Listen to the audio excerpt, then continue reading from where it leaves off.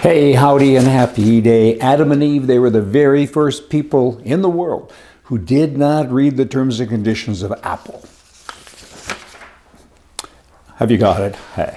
Florida lawmakers now have approved 2 bills that will allow for the execution of child rapists. That's good. I thought they already had capital punishment in Florida. This is good, but kind of do it within a week. Like, don't wait for 20 years with all of this stuff that goes back and forth. I mean, capital punishment is good, particularly today with DNA and everything else. You can't make a mistake, right?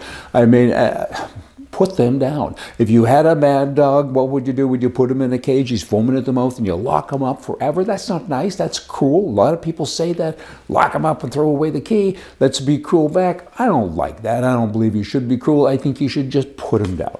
The dog, boom. Goodbye, dog. Same thing with a child rapist.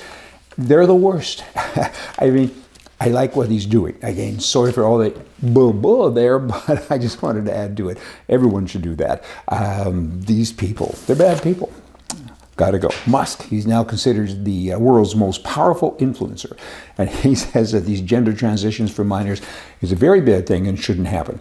And you know, he's an interesting guy. I sold him some property probably 7 or 8 years ago in Las Vegas for a battery plant that he built. I think it's 1 million square feet or something, and just an interesting guy. And so now he's kind of getting into the political part, and it's not necessarily bad.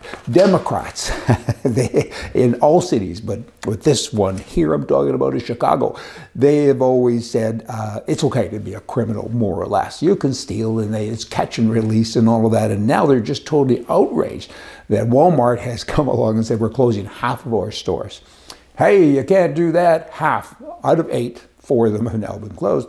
Other cities are doing the same thing. San Francisco, LA, there's so many. That's because crime is rampant. I mean, there's people shooting up drugs and everything else right in front of the, you know, when people are trying to come in and shop, and they're losing money because people are stealing so much, and there's no control anymore. There's just none. The Democrats have totally destroyed a lot of cities, and now they're outraged? You're kidding me, right? No, that's how they swing. That is how they swing. They just get mad at things that they've actually created. They're mad at a fire, but they lit the match. That's what they are.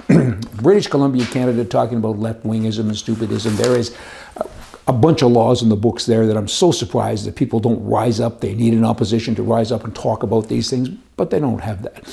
If you rent out, backing up, the government says we need more housing because there's a shortage of rental houses. Well, of course, who wants to rent out a house? Who wants to be a landlord? If you rent a house out and you get $3,000 a month, and a year from now you decide that you don't want to rent it anymore, it's yours, you own it, you might want to move into it, whatever, you give them notice. When you give them notice, you have to give them 60 days notice. They can then in turn give you 10 days notice and move out, and you're sitting there with it empty, and you're kind of not writing for it.